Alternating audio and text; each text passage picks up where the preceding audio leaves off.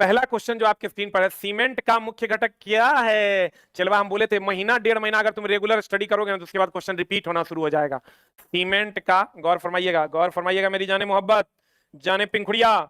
Cement का और किसका? क्वार्ट्ज का और किसका? बालू का और किसका? सीसा का मुख्य घटक कौन है? Silicon dioxide is the answer.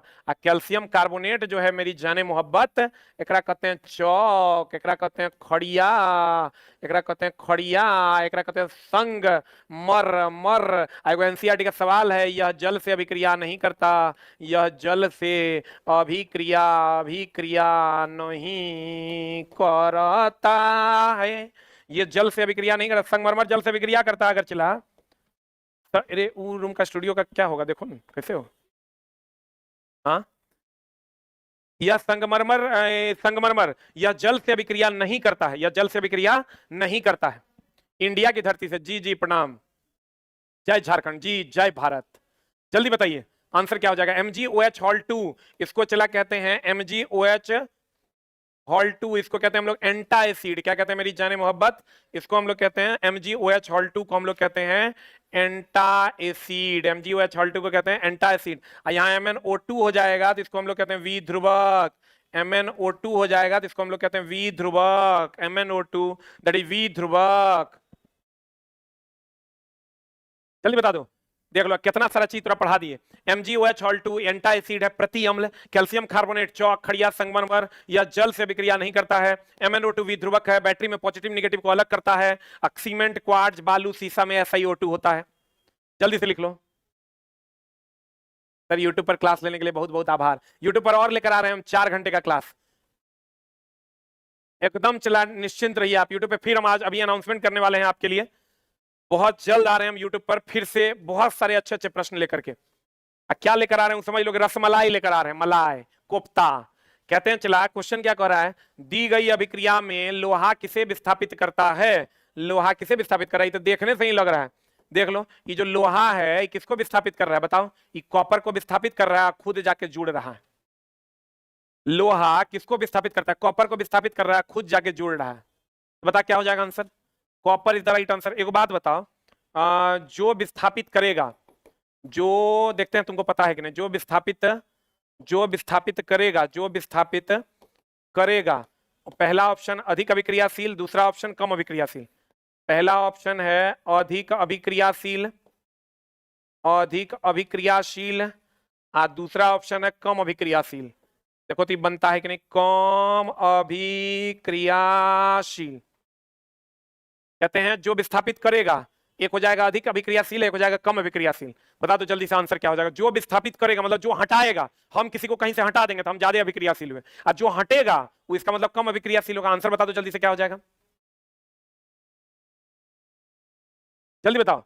जो विस्थापित करेगा वो अधिक अभिक्रियाशील, और जो विस्थापित होगा वो कम अभिक्रियाशील। जैसे हम किसी को विस्थापित कर देंगे तो हम अधिक अभिक्रियाशील हुआ, जो विस्थापित होगा वो कम अभिक्रियाशील हो गया। आंसर। अगला प्रश्न आपके स्क्रीन पर ये रहा। कहते हैं अंकुरन के समय बीज का कौन सा भाग जड़ का निर्माण करता है? बताओ जल्दी से। देखो ये ध्यान रखना चला, एक होता है मूलांकुर, एक होता है प्रांकुर। जल्दी से बता दो, मूलांकुर जो है ये नीचे की ओर होता है, तो जड़ भी नीचे की ओर होता है, नीचे की ओर। तो नीचे की ओर होगा तो क्या हो जाएगा बता जल्दी से? मूलांकुर नीचे की ओर थी, किसका निर्माण करेगा? जड़ का। प्रांकुर ऊपर की ओर, तो ऊपर की ओर हो जाएगा तो किसका निर्माण करेगा? तना का। मूल का मतलब ऐसे भी जड़ होता है, मूल का मतलब क्या होता है चला? जड़। बुक ऑर्डर जो भी लोग करते हैं चला, बुक ऑर्डर करके सूझ जाना है, अपने पहुंच जाएगा। कहते देखो, मूलांकुर, मूल का मतलब होता है जड़, तो जड़ हो गया नीचे की ओर। प्रांकुर मतलब ऊपर की ओर, ऊपर की ओर कौन हो जाएगा? तना। Is the right answer. न न न न न न न पता आंसर जल्दी से क्या हो जाएगा? What is answer? देखो चलवा सब एकदम चला, वो टारगेट करके रखना है कि एग्जाम हॉल में 75 में 72 73 मार के आना है। जल्दी बता दो आंसर, व्हाट इज आंसर?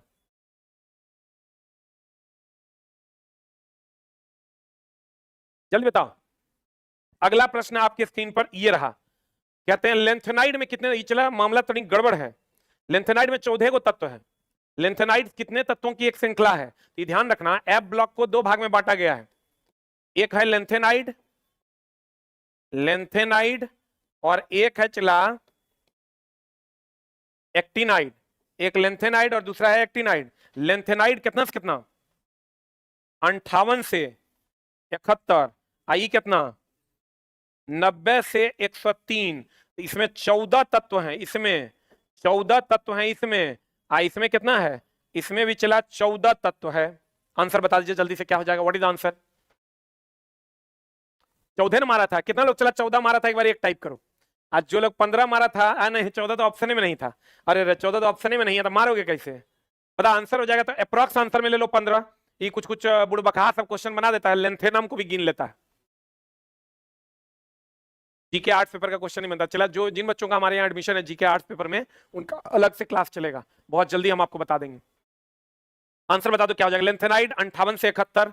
अच्छा एक बात बता, लेंथेनम किस ब्लॉक में है?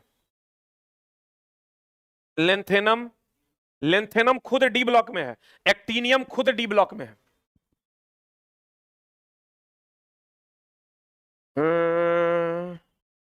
अरे रे रे रे रे रे रे रे रे रे रे रे। अगला क्वेश्चन का आंसर बताओ। अभी चला हम आपको एक एनसीईआरटी की क्लास दे रहे हैं, बहुत जल्द हम आपको चला एनसीईआरटी की क्लास देने वाले हैं, 3 से 4 दिन। कमेंट्स तो चला रुकवे नहीं करता, जब देखेंगे। बताओ अगला प्रश्न का आंसर क्या हो जाएगा? ये चला क्वेश्चन इसलिए दिए हैं कि क्वेश्चन में गड़बड़ी है, तो 14 ना रहे तो 15 मार देना। जैसे उपधातु की संख्या 7 ना रहे तो 6 मार देना। देखो क्या कह रहा है, इनमें से कौन सा इलेक्ट्रॉनिक विन्यास एक और धातु का इलेक्ट्रॉनिक विन्यास है? तो आपको पता है ना, धातु के बाह्यतम कक्षा में 1 2 3 इलेक्ट्रॉन, और धातु के बाह्यतम कक्षा में कितना? 5 6 7 8 इलेक्ट्रॉन। बता दो जल्दी से क्या हो जाएगा आंसर? कहते हैं और ऑर्डर क्या रहेगा? ऑर्डर रहेगा पहली कक्षा में अगर ऑर्डर 2 8 8 18 का ऑर्डर रहेगा, ये ध्यान रखना। बता दो 2 8 18, इसमें से कौन सा इलेक्ट्रॉनिक विन्यास एक और धातु का है? किसका है मेरी जान? और धातु का है। और धातु का है तब 2 8 3, यही तो हो जाएगा। अच्छा और धातु का रहा, और धातु का रहा मतलब 5 6 7 8। तो देखो ये 4 ही नहीं है, होगा बाह्यतम कक्षा में 4 ही भी नहीं होगा, ये 5 है तो यही हो जाएगा, ये भी नहीं होगा। और ये कौन है? 8 2 10 5 15, फास्फोरस है आंसर। फास्फोरस है। चला क्या आंसर? अगला अगला अगला कहता है आपको कैसे पता चलेगा कि कोई व्यक्ति एचआईवी से संक्रमित हुआ है? कोई व्यक्ति 1 वर्ष पहले एचआईवी से संक्रमित हुआ है, बताओ क्या हो जाएगा? रक्त कणिकाओं की कम संख्या होना, वजन में कमी और थकान होना, निरंतर बुखार होना, रक्त में एंटी एचआईवी एंटीबॉडी द्वारा। चला एचआईवी का पता ही लगाया जाता है एंटीबॉडी। अगर एचआईवी के प्रति किसी का शरीर में एंटीबॉडी जनरेट हो रहा है, इसका मतलब उसको एचआईवी हो गया है। जरूरी नहीं है कि उसको निरंतर बुखार लगेगा, थकान होगा, रक्त कणिकाओं की कमी हो जाएगी, वैसे ही सब लक्षण है उसका। लेकिन आप पता कैसे कीजिएगा? पता हम करेंगे, चला एंटीबॉडी उसका अगर बनने लगेगा, वैसे बनता नहीं है, वायरल डिजीज है, थोड़ा बहुत भी अगर बनता है तो उसी से हम लोग इसका पता करते हैं। आंसर बता दो जल्दी से क्या हो जाएगा? D for dog. And the next question is, अगला क्वेश्चन आपके स्क्रीन पर ये रहा, देखो कितना सुंदर क्वेश्चन है और क्या कह रहा है क्वेश्चन। एनसीईआरटी का क्वेश्चन है। अब चला जो क्वेश्चन एनसीईआरटी का अगर आपको ठीक नहीं लगेगा तो समझ लीजिए कि अगर मतलब आप दूसर ग्रह के प्राणी हैं, आप कोई ग्रह पे रहने का कोई अधिकार नहीं है। बता दो जल्दी से, स्थितिज ऊर्जा किसमें होता है? स्थितिज ऊर्जा से पनबिजली संयंत्र में होता है। रासायनिक ऊर्जा, रासायनिक ऊर्जा हो जाएगा डीजल जनरेटर में, और उसके बाद हो जाएगा गतिज ऊर्जा। रासायनिक ऊर्जा ही हो गया डीजल जनरेटर में, और गतिज ऊर्जा हो जाएगा किसमें? पवन चक्की में। अब विकिरण ऊर्जा जो होगा वो हो जाएगा किसमें? सौर तापीय ऊर्जा में। आंसर देखो तो क्या हो रहा है आंसर?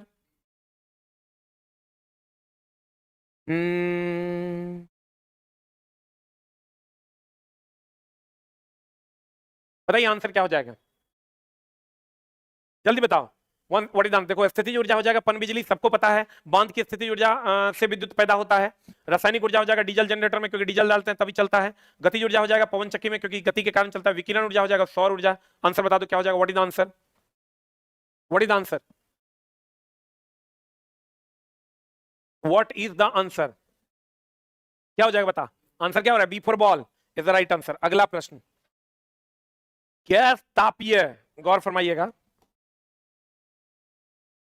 चला क्वेश्चन कह रहा है गैस तापीय द्रव तापीय की तुलना में ज्यादा संवेदी होते हैं, क्योंकि गैस का प्रसार गुणांक अधिक होता है, गैस का प्रसार गुणांक अधिक होता है, अधिक होता है, गैस का प्रसार गुणांक अधिक होता है। और अगर तुमको कह देगा अल्कोहल, अल्कोहल ठंडे प्रदेश में थर्मामीटर में क्यों यूज करते हैं?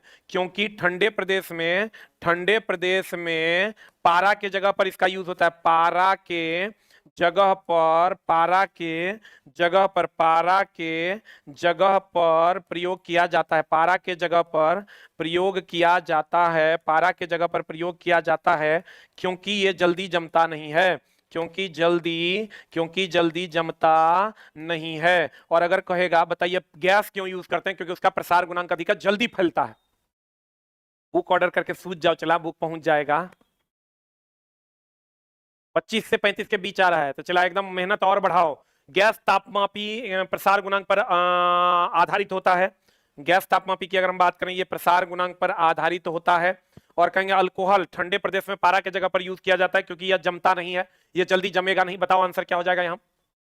आंसर यही हो जाएगा रे, विस्तार का गुणांक अधिक होता है। विस्तार का मतलब प्रसार होता है, विस्तार का मतलब क्या होता है? प्रसार होता है, प्रसार गुणांक अधिक होता है। आंसर अल्कोहल क्यों यूज होता है पारा की जगह पर? क्योंकि वो जल्दी जमता नहीं है, इसीलिए अल्कोहल पारा के स्थान पर यूज किया जाता है। आंसर बता दो जल्दी से, क्या हो जाएगा? 25 का आंसर हो जाएगा विस्तार गुणांक, यानी ए फॉर एप्पल। अगला प्रश्न आपके स्क्रीन पर ये रहा। द नेक्स्ट क्वेश्चन इज, अगला क्वेश्चन कहता है आसूत जल में मछली क्यों जीवित नहीं रहती? आसूत जल का मतलब हो गया शुद्ध जल। चला, शुद्ध जल में जब मछली को लाओगे ना, तो एक तो होता है शुद्ध जल में जब मछली को लाओगे तो एक होता है परासरण। शुद्ध जल की अगर हम बात करें तो ये होता क्या है? परासरण मछली के शरीर के तरल पदार्थों को पतला करता है। शुद्ध जल का कंसंट्रेशन होता है, देखो ये अगर तुम मान लो ये अशुद्ध जल है, इस जल में तुम मछली को रख रहे हो, इस जल में तुम मछली को रख रहे हो, बहुत बढ़िया बात है। अभी मछली को तुम लेके आए हो इस जल में जो शुद्ध है, तो शुद्ध है, चला तो मछली का जो अंदर का घनत्व है, मछली के अंदर का घनत्व ज्यादा है, अधिक से कम में इसका घनत्व का फ्लो होने लगेगा और धीरे धीरे मछली पतला होकर मर जाएगा। ध्यान से देखना, अगर इस जल में, अशुद्ध जल में है, तो जो मछली पानी का घनत्व है वही इसके मछली के अंदर का घनत्व है। लेकिन जब तुम इसको लेके आते हो शुद्ध जल में, तो इसका घनत्व कम होता है, इसका घनत्व उतने रहता है, उच्च से निम्न घनत्व में घनत्व का प्रवाह हो जाता है, इसलिए पतला होकर मर जाता है। फिर से समझ लो, अब बढ़िया से देख लो, ये हो गया चला अशुद्ध जल, ये मछली है, ये मछली है, ये पानी है, अशुद्ध, अशुद्ध ये है मछली। अब देखो, ये मछली को लेके आते हैं हम शुद्ध जल में, तो शुद्ध जल आशुद्ध जल, इसका घनत्व तो कम रहेगा। अब मछली के अंदर का घनत्व तो वही रहेगा, ज्यादा ही। यहाँ तो घनत्व दोनों का बैलेंस था, तो बैलेंस था, यहाँ उच्च घनत्व से निम्न घनत्व में घनत्व का प्रवाह हो जाएगा। ये हो गया मेरी जान, ये हो गया ये हो गया शुद्ध जल, पानी शुद्ध, शुद्ध मतलब हो गया आशुद्ध जल, और ये हो गया तुम्हारा मछली। और ये जो क्रिया है उच्च घनत्व से निम्न घनत्व में, इसको कहते हैं परासरण। जो उच्च घनत्व से निम्न घनत्व में घनत्व का प्रवाह होता है, इसको कहते हैं परासरण। अब कहता है अशुद्ध जल यानी शुद्ध जल में मछली जीवित नहीं रह सकती, क्योंकि वो सांस नहीं ले सकती। परासरण मछली के शरीर के तरल पदार्थों को पतला कर देगा, इसमें ऑक्सीजन नहीं होता, इसमें भोजन नहीं होता। क्या होगा आंसर बता? What is the answer? What is the answer? गुरु कृपा होती तो कोई हार नहीं पाता, मुसीबत कितना भी बड़ा हो डरा नहीं पाता। Very good. लेकिन चला जी, पढ़ना पड़ेगा, पीडीएफ सामने टेलीग्राम का लिंक दिया हुआ है, उसी पे पीडीएफ मिलेगा। बताओ आंसर क्या होगा? What is answer? उच्च सांद्रता से निम्न सांद्रता में यहाँ सांद्रता का प्रवाह हो जाएगा, इसको हम लोग परासरण कहते हैं। इसलिए कभी भी जो रोड से खरीद के पानी, जो शुद्ध पानी में मछली को नहीं रखिएगा, मछलियां मर जाएगी, गंदे पानी में रहेगी तो बचेगी। इसलिए कुछ लोग क्या करते हैं कि भैया वो तो समुद्र में, नदी में, तो नदी नाला में छीछी गंदा पानी रहता है, हम लोग एकदम साफ पानी में डालते हैं, मर जाती है, क्योंकि वो धीरे धीरे उच्च सांद्रता से निम्न सांद्रता में उसके कणों का प्रवाह हो जाएगा। अगला प्रश्न आपके स्क्रीन पर ये रहा। कार्बोहाइड्रेट, प्रोटीन और वसा का पूर्ण पाचन कहाँ होता है? क्षुद्रांत्र में, छोटी आंत में, यही होता है रे, छोटी आंत में होता है, सबको पता है। वृहदांत्र बड़ी आंत में, बड़ी आंत में चला पानी का अवशोषण होता है, पानी का अवशोषण होता है। यकृत में क्या होता है? पित्त का श्रवण यहीं से होता है। यूरिया का निर्माण, और क्या होता है? विष खत्म होता है। ग्रसिका तो चला मुख के बाद जो है वो ग्रसिका है, मुख के बाद जो ये वाला पार्ट है ये ग्रसिका है। आंसर बताइए, जल्दी बता दीजिए आंसर क्या हो जाएगा? पित्त का श्रवण, पित्त का एड्रेस लिख के भेजता है छोटा सा, हम यहाँ से, हम फलना जगह से, हम चिलना जगह से हैं, बताओ आंसर क्या होगा? पित्त का श्रवण या यूरिया का निर्माण, और विष का खात्मा भी यकृत में ही होता है। विष का जो खात्मा है वो भी यकृत में होता है। और ये जो मुख के बाद ये वाला है, ये ग्रसिका है, ग्रसिका के बाद अमाशय में जाता है, अमाशय के बाद छोटी आंत में, छोटी आंत के बाद बड़ी आंत में, बड़ी आंत छोटी आंत में, छोटी आंत के बाद बड़ी आंत में, बड़ी आंत के बाद एनएस से होते हुए बाहर निकलता है। बता क्या ऑर्डर है? पहले किसमें? मुख में। भोजन उसके बाद किसमें? ग्रसिका में। ग्रसिका के बाद अमाशय में। पूछता है अमाशय के बाद छोटी आंत में, छोटी आंत के बाद बड़ी आंत में, छोटी आंत के बाद किसमें? बड़ी आंत में। छोटी आंत के बाद कहां? बड़ी आंत में। आंसर ये पूछता चला, मुख, मुख से ग्रसिका, ग्रसिका से अमाशय, अमाशय से छोटी आंत, छोटी आंत से बड़ी आंत। मूत्र का जो होता है किडनी, किडनी से मूत्रवाहिनी, मूत्रवाहिनी से मूत्राशय, मूत्राशय से मूत्र मार्ग होते हुए बाहर निकल जाता है। आंसर। अगला प्रश्न आपके स्क्रीन पर ये रहा, नाभिकीय विखंडन के संदर्भ में सही कथन की पहचान कीजिए।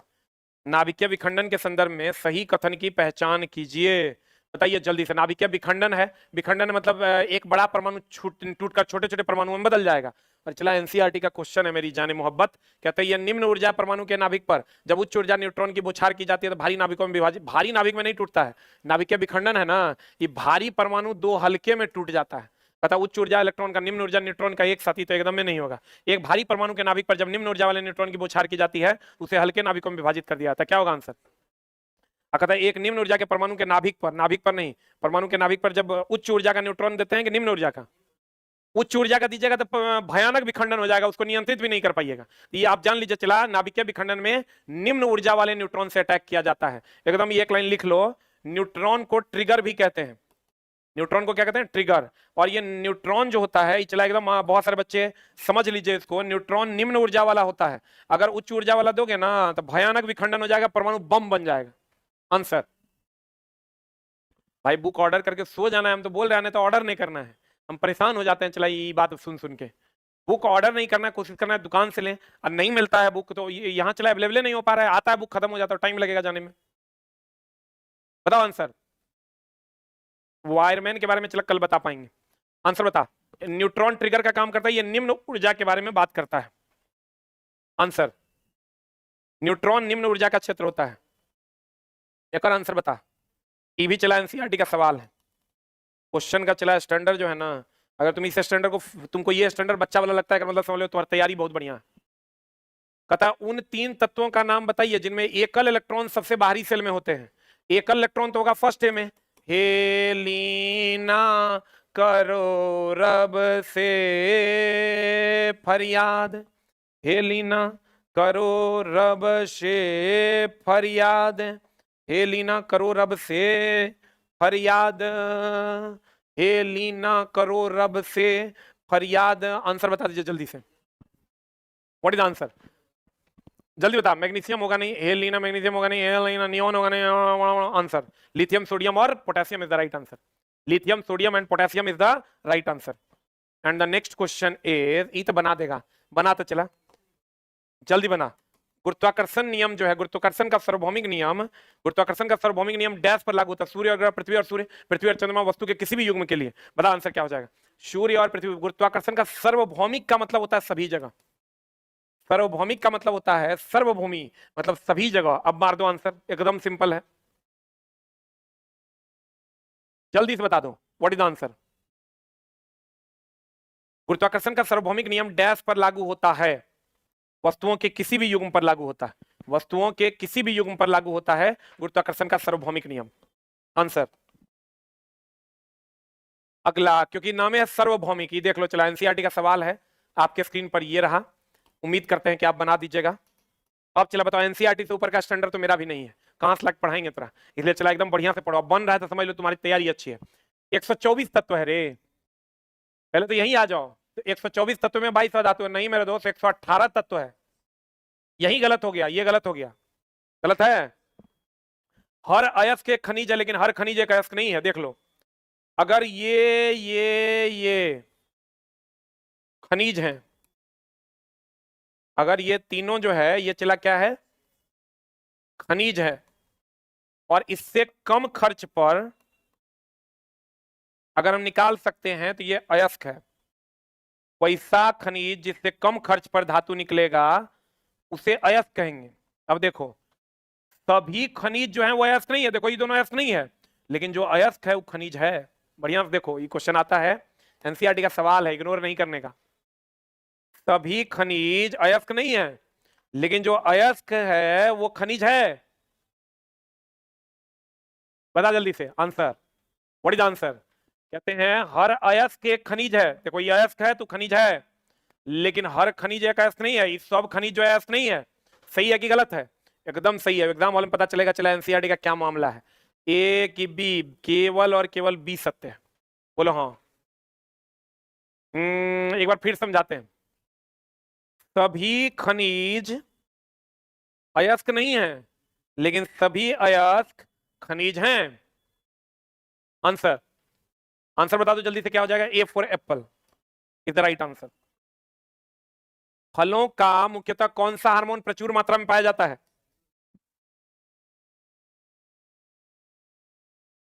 अगर देखो, फलों को मुख्यतः कौन सा? साइटोकाइनिन, क्योंकि ये कोशिका विभाजन में मदद करता है।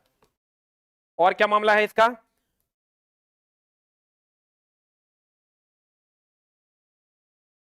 जिब्रेलिन भी वृद्धि हार्मोन है, इचला वृद्धि हार्मोन है।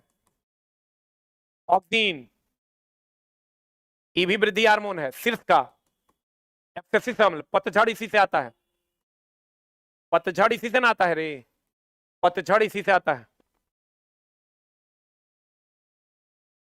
पतझड़ इसी से आता है। आंसर बता दो। सबसे ज्यादा है साइटोकाइनिन। सबसे ज्यादा क्या है चला? साइटोकाइनिन। आंसर, सबसे ज्यादा साइटोकाइनिन कोशिका विभाजन वृद्धि हार्मोन, ये भी वृद्धि हार्मोन है। पतझड़ एब्सिसिक अम्ल के लिए जिम्मेवार है। एक आंसर बता दो चला, तो सब बता देगा। जल्दी बता आंसर। मानव शरीर का कौन सा ग्रंथि शरीर में उत्तेजना से नहीं है? किसका संबंध, कौन सी ग्रंथि शरीर की उत्तेजना से नहीं है संबंधित? बताओ कौन? ये अधिवृक्क बाह्यक हो जाएगा। ये चला पिनरीज नहीं है, ये पिनियल ग्लैंड।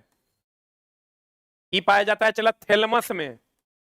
पिनियल जो है थैलेमस में पाया जाता है। थैलेमस में पाया जाता है। थायराइड ग्रंथि सबको पता है। आयोडीन पिट्यूटरी पाया जाता है चला हाइपोथैलेमस में। कौन ग्रंथि में? देख लो चला, पिनियल ग्लैंड पाया जाता है थैलेमस में, पिट्यूटरी हाइपोथैलेमस में। अगर कहेगा नींद से जगने के लिए कौन जिम्मेवार है? नींद से जगने के लिए कह देगा तो पिनियल ग्लैंड जिम्मेवार है।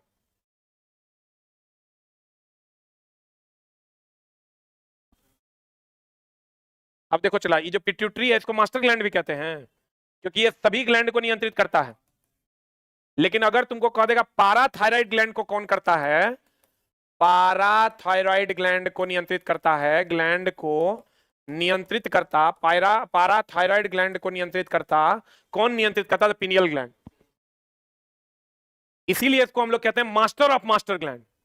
ये जो पिनियल ग्लैंड है इसको हम लोग कहते हैं मास्टर ऑफ मास्टर ग्लैंड के नाम से जानते हैं। आई जो पिट्यूटरी है ये हाइपोथैलेमस ये मास्टर ग्लैंड है, लेकिन ये पिनियल है ये पाराथायराइड ग्लैंड को नियंत्रित करता है। इसको मास्टर ऑफ मास्टर ग्लैंड के नाम से जानते हैं।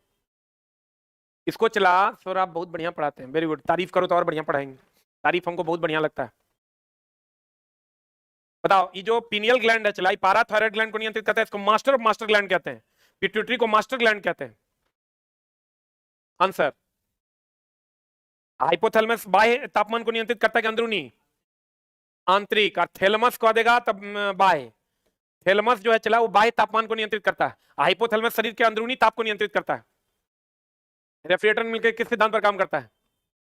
इसका चला आंसर हो जाएगा फैलाव या प्रसार। इसका आंसर हो जाएगा फैलाव या प्रसार के सिद्धांत पर काम करता है। केंद्रापसारी बल यानी हो गया अपकेंद्र बल। कौन बल चला? अपकेंद्र बल। इसी को कौन बल कहते हैं? काल्पनिक बल, जो केंद्र से बाहर की ओर लगता है। ऑस्मोसिस, इसी को कहते हैं परासरण। अभी तुरंत बताए थे ना, मछलियां जो मरती है, मछली मरती है जब गंदे जल से साफ जल में लाओगे तो परासरण विधि द्वारा। केंद्रापसारण, अपकेंद्र बल, इसको हम लोग काल्पनिक बल के नाम से भी जानते हैं। वाष्पीकरण सभी ताप पर होता है। क्वेश्चन पूछता है, बार बार हम बताते हैं, सभी ताप पर होता है, क्षेत्रफल पर निर्भर करता है, सबसे धीमा प्रक्रिया है, सबसे धीमा प्रक्रिया। हम चलाकर 20 को पढ़ाएंगे मतलब 80 को पढ़ा के जाएंगे। पढ़ लो तुम डेली 9:20 में, लेकिन 9:20 में आना होगा। एएलपी के लिए बिग बूस्टर पे जाइए और वहां पर टेस्ट मिल जाएगा, जो टेस्ट का भी हम डिस्कशन करवाते हैं। ये टेस्ट आपको डेली मिल जाएगा 100 रुपए पर मंथ में। हो गया? टेलीग्राम नहीं चल रहा है, टेलीग्राम तो सामने है, चल रहा है। केंद्रापसारी, केंद्राभिसारी मतलब होता है अभिकेंद्र बल। केंद्राभिसारी मतलब होता है अभिकेंद्र बल। आंसर। अगला प्रश्न आपके स्क्रीन पर ये रहा, पता चला आंसर। निम्न में से क्वेश्चन कह रहा है, निम्न में से कौन सा उच्च तापमान पर आसानी से ऑक्सीकृत नहीं होता है? मिश्र धातु। मिश्र धातु समांगी होता है कि विषमांगी? ये होता है चला समांगी। आई ठोस में ठोस, ये सब क्वेश्चन कहाँ मिलेगा रे चला? ठोस में ठोस का मिश्रण है, ठोस में ठोस का मिश्रण है। बाकी तो सिलिकॉन और जर्मेनियम अर्धचालक है। अर्धचालक पर ओम का नियम लागू नहीं होता है। ओम का नियम लागू नहीं होता। ओम का नियम लागू नहीं होता। ओम का नियम लागू नहीं होता अर्धचालक पर। मिश्र धातु समांगी होता है, ठोस में ठोस का विलयन होता है, याद रखना। सारे एग्जाम जो बच्चे डीएलएड देने वाले हैं, जो बच्चे क्या बोलते हैं उसको, बीपीएससी टीचर देने वाले हैं, जो बच्चे रेलवे देने वाले हैं, जो बच्चे बीएसएससी देने वाले हैं, सब के लिए एक महा मैराथन क्लास सिर्फ लाइव हम लेकर आ रहे हैं 11 तारीख, 12 तारीख, 13 तारीख in the month of March. और ये क्लास होने वाला है 6:15 पीएम में कि एएम में? 6:15 पीएम में, 11, 12, 13 और मे भी 14। उसका पीडीएफ मिल जाएगा आपको परसों। परसों उसका पीडीएफ भी मिल जाएगा। 6:15 में हम लेकर आ रहे हैं 700 प्लस। पहली बार हम वन लाइनर लेकर आ रहे हैं और सिर्फ लाइव में रहेगा ये क्लास। इस class is only in live. जितना स्पेशल क्लास आएगा चला ओनली इन लाइव रहेगा और सिर्फ आप लाइव जोड़कर पढ़ सकते हैं। कहता है आप अगर पढ़ा की लिखता, देखो एक लड़का मेरा तारीफ लिखा, चट्टा तुम लोग खाली कर आता है। आप इतना अच्छा पढ़ाते हैं कि अगर पढ़ने का मन नहीं करता फिर भी अगर वीडियो पे प्ले कर दें तो बंद करने का मन नहीं करता। हा, यही तो चला होना चाहिए, यही तो होना चाहिए मेरी जाने मोहब्बत। देखो हम आ रहे हैं 11, 12 और 13। बीपीएससी टीचर का अगर कोई तरह फैमिली में कोई तैयारी करता तो, रेलवे की अगर कोई तैयारी करता तो, डीएलएड की तैयारी करता तो, सबके लिए 700 एनसीईआरटी का वन लाइनर पढ़ाने वाले हैं। कितने लोग चला जुड़ के पढ़ने वाले? एकदम बिल्कुल फ्री। एक बार 8 टाइप करो। जो लोग जुड़ के पढ़ने वाले हैं एक बार 8 टाइप करो। आंसर मिश्र धातु इज द राइट आंसर। अगला, मिश्र धातु ठोस में ठोस का विलयन है। 11, 12 और 13, 11 तारीख, 12 तारीख, 13 तारीख, यानी सोम, मंगल और बुध। कहते हैं अभिकथन और कारण दिया, जब वेग स्थिर रहे, तरंग दैर्ध्य आधा कर दिया जाए तो आवृत्ति दुगुना हो जाएगा।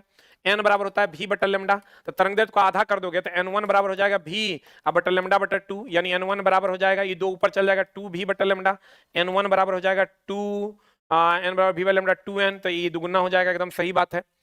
कहता है जब वेग स्थिर रहे और तरंग दैर्ध्य आधा कर दिया जाए तो आवृत्ति दुगुना हो जाएगा। तरंग दैर्ध्य को आधा कर देंगे तो आवृत्ति दुगुना हो जाएगा। एकदम सही है। इसको आधा करोगे ऊपर चल जाएगा तो आवृत्ति दुगुना हो जाएगा। तो दुगुना हो जाएगा मेरी जान, तो बता दो जल्दी से। ये किससे आया? ये फॉर्मूला यहीं से आया, v बराबर n लैम्डा से। एनसीईआरटी का सवाल है, दोनों सही है। अभिकथन और कारण दोनों सही है, और कारण अभिकथन की उचित व्याख्या नहीं है। अभिकथन और कारण दोनों सही है, लेकिन कारण अभिकथन की उचित व्याख्या ये ना होगा रे। P for ball is the right answer. P for ball is the right answer. P for ball is the right answer। देखो सही है कि नहीं? कह रहा है इसको आधा कर दोगे तो दुगुना हो जाएगा। You will get the answer। And Wheatstone bridge अज्ञात प्रतिरोध। देख लो चला, में 3 गो चीज है। एगो पूछ देगा केल्विन ब्रिज। केल्विन ब्रिज कम प्रतिरोध को नापता है, कम प्रतिरोध नापता है। एगो दे देगा Wheatstone bridge. Wheatstone bridge, Wheatstone bridge, Wheatstone bridge ये उच्च प्रतिरोध को नापता है, उच्च प्रतिरोध को नापता है, उच्च प्रतिरोध को नापता है, उच्च प्रतिरोध को नापता है। और एक है मेगर। मेगर ये कुचालक। मेगर की अगर हम बात करें, ये कुचालक या पृथ्वी, या इसको चला खाली लिख दो प्रतिरोध नापता है। ये कम प्रतिरोध नापता है या उच्च प्रतिरोध नापता है, उच्च प्रतिरोध नापता है। देख लो चला बढ़िया से। अगर कह दे कि केल्विन ब्रिज कम प्रतिरोध नापता है, व्हीटस्टोन ब्रिज प्रतिरोध नापता है। व्हीटस्टोन ब्रिज की अगर बात करेगा तो कहेंगे प्रतिरोध नापता है, प्रतिरोध नापता है। मेगर कुचालक या पृथ्वी का प्रतिरोध या उच्च प्रतिरोध नापता है। कहता है व्हीटस्टोन ब्रिज का उपयोग किसके मापन के लिए किया जाता है? धारा के निम्न मान के लिए, धारा के उच्च मान के लिए, या वोल्टा के निम्न मान के लिए, प्रतिरोध के मान के लिए? आंसर क्या हो जाएगा? हाँ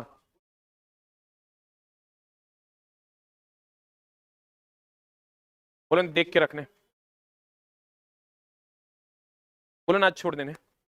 केल्विन ब्रिज कम प्रतिरोध नापता है, व्हीटस्टोन ब्रिज प्रतिरोध नापता है, मेगर कुचालक का प्रतिरोध पृथ्वी का प्रतिरोध उच्च प्रतिरोध को नापता है। अब आंसर जल्दी से बता दो, ये तो सीधे दे दिया, व्हीटस्टोन ब्रिज प्रतिरोध को नापता है। आई तुम अलग से नोट कर लो मेरी जाने मोहब्बत। एकदम बेसिक से पढ़ाएंगे, चला। और पहला क्लास हम स्टार्ट कर रहे हैं उसका 8 से 9, और सप्ताह के 5 दिन चलेगा बिहार इलेक्ट्रिसिटी। बिहार इलेक्ट्रिसिटी एगो बैच तो चल रहा है ऑलरेडी, 9 से 10 नहीं 10 से 11, एगो 8 से 9 भी चलेगा। आंसर बता दो चला क्या हो जाएगा, what is the answer? Megger उच्च प्रतिरोध कुचालक का प्रतिरोध is the right answer. The standing of